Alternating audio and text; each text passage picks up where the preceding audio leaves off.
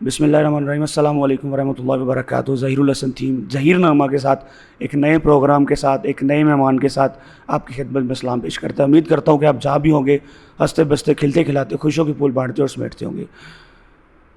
آج کل ایک نیا ویژن ایک نئی سوچ کے ساتھ ایک نئے مہمان کو ملوانا چاہ رہا ہوں.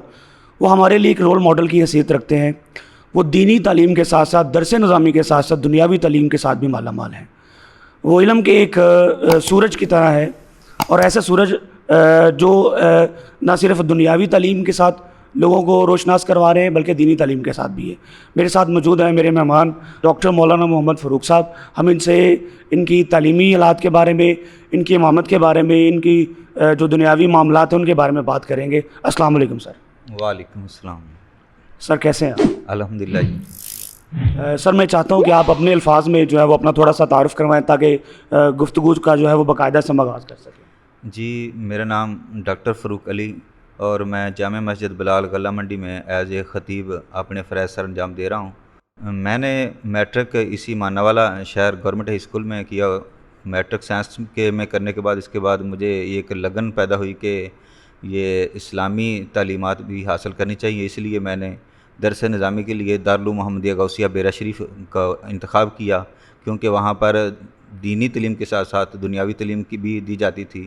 اور الحمدللہ وہاں پر درس نظامی مکمل کرنے کے ساتھ ساتھ میں نے ایف اے اور بی اے بھی مکمل کیا اور اس کے بعد الحمدللہ پھر ایم فل کیا ہے. اور اس کے بعد حال ہی میں 2020 میں الحمدللہ پی ایچ ڈی بھی مکمل کی ہے اور P H D government college Faisalabad G سی یونیورسٹی فیصل آباد سے مکمل کیا ہے. سر یہ بتانا چاہیں گے کہ میں جو علماء اکرام ہے ان کے بارے میں جو لوگوں کا نظریہ ہے وہ بڑا ہی نیگیٹو ہے، تو اس کو پازیٹیو کرنے کے لیے، اس میں بہتری لانے کے لیے آپ کا کیا نظریہ ہے؟ سر اس میں تو بہتر یہ ہے کہ جو مساجد میں ائمہ اکرام ہوتے ہیں ان کو دینی تعلیم کے ساتھ ساتھ دنیاوی تعلیم سے بھی آراستہ ہونا چاہیے تاکہ ان کا جو امیج ہے کہ یہ صرف مسجد تک محدود ہیں ایسا ہی نہ ہو بلکہ وہ اپنے روزگار کے اور بھی ذرائع کا انتخاب کر سکیں جس سے وہ اس روزگار کے ملنے سے کے ساتھ ساتھ اللہ کے دین کی خدمت بھی کر سکتے ہوں. سر اس مسجد کا تھوڑا سا تعارف کروائیں اور جامع شیر ربانی کے بارے میں تھوڑا سا بتائیں. جی یہاں جو مسجد تعمیر کی گئی جیسے یہ منڈی بنی تھی تو اسی وقت سے اس مسجد کا رقبہ جو تھا مختص تھا. تو جب یہ تعمیر ہوئی تو اس میں میرے والد صاحب الحاج مولانا محمد یوسف صاحب ماشاءاللہ 30 سال انہوں نے فوج میں سروس کی ہے اور صوبیدار ریٹائر ہوئے ہیں. تو اس کے ریٹائر ہونے کے بعد ہی 2002 میں وہ اس مسجد میں امامت خطابت سر انجام دیتے رہے اور ماشاءاللہ 18 سال تک انہوں نے یہاں امامت و خطابت دونوں فرائض سر انجام دیے ہیں اور پورے علاقے کے بچوں کو دین کی تعلیم سے آراستہ کیا ہے. سر آپ کب سے خدمت کر رہے ہیں اس مسجد؟ تو جیسے ہی میں 2009 میں درس نظامی سے فارغ ہوا تھا تو ساتھ ساتھ میں امامت کے فرائض اسی مسجد میں ادا کرتا رہا ہوں. تو الحمدللہ 10 سال کا عرصہ سے میں امامت کے اور خطابت کے یہاں فرائض سر انجام دیتا رہا ہوں اور ساتھ جب کبھی موقع ملتا ہے تو بچوں کی تعلیم و تربیت کے لیے دینی تعلیم کے ساتھ ساتھ دنیاوی تعلیم بھی الحمدللہ فری بچوں کو گھر میں اور مسجد میں بھی گاہے بگاہے پڑھاتا رہا ہوں. سر عام طور پر لوگوں کا یہ نظریہ ہے کہ جو عالم دین ہے وہ ہمارے لیے رول ماڈل ہے اور جیسا کہ عالم دین جو ہے ان کی اپنی ایک سوچ ہوتی ہے اور آج کل کا جو میڈیا ہے جو اس کے بالکل برعکس چل رہا ہے. کسی ایک مولوی کے بارے میں کوئی خبر نشر ہوتی ہے تو اس کو بریکنگ نیوز کے طور پر پیش کیا جاتا ہے. اس کے بارے میں سر آپ کیا کہنا چاہیں؟ اس کے بارے میں یہ نظریہ رکھتا ہوں کیونکہ ہر معاشرے میں کہ ہر سوسائٹی میں کوئی نہ کوئی ایسا فرد ہوتا ہے جس کو انسان کو وہ شیطان ورگلا لیتا ہے. وہ انسان جو ہے وہ شیطان کے چنگل میں آ جاتا ہے. تو اس لیے ہر ایک فیلڈ میں کوئی نہ کوئی ایسا آدمی ہو تو اس وجہ سے پورے معاشرے پورے اس فیلڈ کو بدنام نہیں کرنا چاہیے بلکہ اس آدمی کی برائی کو لے کر پورے معاشرے کو یا پوری فیلڈ کو اچھالنے کی بجائے اس کی اصلاح کرنے کی کوشش کرنی چاہیے یا اس کو ہی سزا ملنی چاہیے، باقیوں کو بدنام نہیں کرنا چاہیے.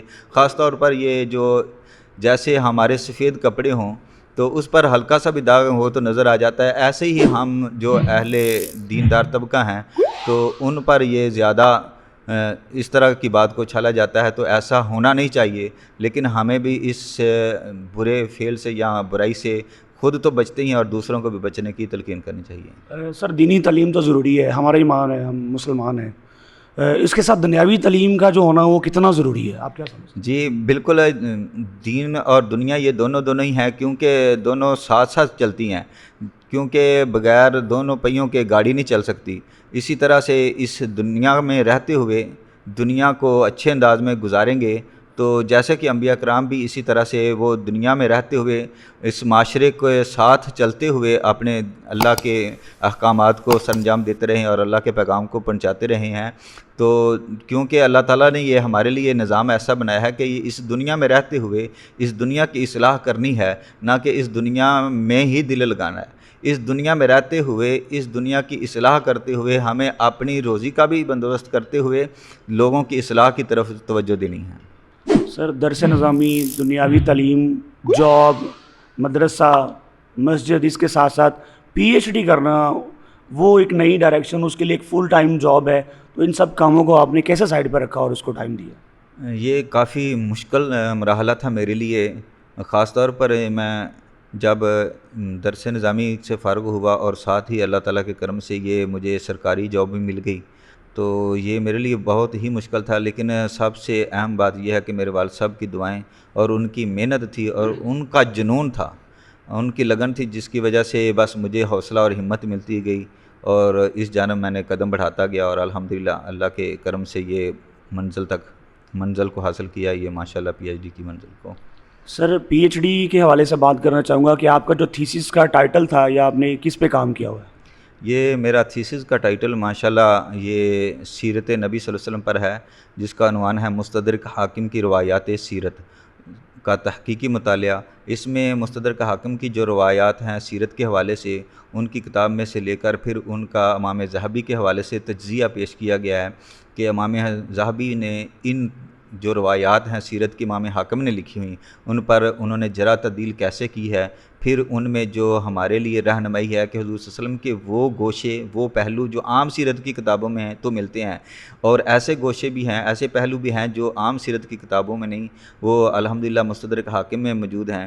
تو ان کو اجاگر کرنے کے لیے, یہ آگاہی حاصل کرنے کے لیے اور لوگوں کے استفادہ کے لیے یہ میں نے ایک سیرت کے ٹاپک کو انتخاب کیا اور الحمدللہ اس کو پایہ تکمیل تک پہنچایا. سر کیونکہ یہ ایک مشکل ٹاسک ہے, مشکل کام ہے, اس کے لیے آپ کو سفر بھی کرنا پڑا ہوگا, تو ہمیں بتائیں کہ کہاں تک آپ نے سفر کیا ہے اس کام کے لیے؟ اس کام کے لیے کافی جدوجہد کی ضرورت تھی, اور اس کے لیے کلاسز کے لیے تو مجھے ڈیلی ہی تقریباً مانا والا سے فیصل آباد آنا جانا پڑتا تھا. کلاسیں 1 سال تک ہوتی ہیں تو وہ اس کے لیے, اور اس کے علاوہ پھر وہ تھیسس جب الاٹمنٹ ہوئی اس کے بعد بھی آنا جانا اپنے سپروائزر کی نگرانی میں, تو وہ کام تھا. اس کے علاوہ وہ فیصل آباد کے علاوہ لاہور بھی دیگر اداروں میں جا کر وہ اس کے مطابق جو اس کے ریلیٹڈ ٹاپک تھے وہ انتخاب کرنے کے لیے, اس کے مطابق ریسرچ کے لیے مختلف زیادہ تر لاہور, فیصل آباد یا 1-2 دفعہ ملتان بھی مجھے اسی سلسلہ میں جانا پڑا.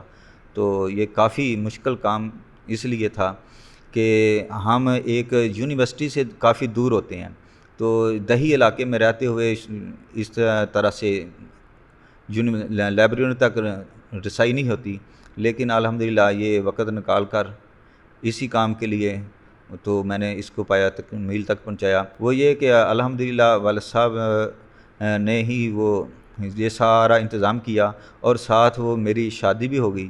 ایک وہ بھی ذمہ داری تھی, اور اس ذمہ داری کے ساتھ ساتھ پھر بچے بھی تھے, تو اسکول بھی, یہ مسجد کا بھی, یہ سارا انتظام ساتھ ساتھ چلتا رہا. اور اس کے باوجود اللہ تعالیٰ نے یہ مجھ پر کرم کیا کہ یہ پی ایچ ڈی کی تکمیل ہوئی. ہمارے ساتھ حضرت مولانا فروق صاحب جو کہ پی ایچ ڈی اسکالر بھی ہیں, اور ہماری ان سے بات چل رہی ہے تو مزید ان سے بات کرتے ہیں. سر میں یہ جاننا چاہ رہا ہوں کہ آپ جو ہے اپنے تھیسس کے حوالے سے جو آپ نے کام کیا ہے اس پہ کوئی بک وغیرہ, کوئی مقالہ وغیرہ, باقاعدہ تحریر بھی کی ہے آپ نے؟ جی الحمدللہ جو میں نے تھیسس لکھا تھا پی ایچ ڈی کا, اس کو ایک پبلشر سے رابطہ کر کے پبلش بھی کروایا ہے, اور اس کا وہی ٹائٹل رکھا ہوا ہے مستدرک حاکم کی روایات سیرت, اور وہ بک میرے پاس ہے الحمدللہ. یہ کتابی شکل میں بھی ہے اور تھیسس کی بائنڈنگ میں بھی ہے, اور اس کے ساتھ ساتھ اور بھی چند ایک تحقیقی کام میں کر رہا ہوں جن میں ہے بچوں کی اصلاح کے لیے، بچوں کو یہ قرآن پاک کے ساتھ لگاؤ کے لیے ربانی معلومات قرآنی، اس میں قرآن کریم کی معلومات کے بارے میں کہ اس میں کتنی صورتیں ہیں، کتنی آیات ہیں، اور کون سی صورت چھوٹی بڑی، اس طرح کی مختصر سی نا بچوں کے لیول کی وہ تحقیقی معلومات اس میں انشاءاللہ جمع کی جا رہی ہیں۔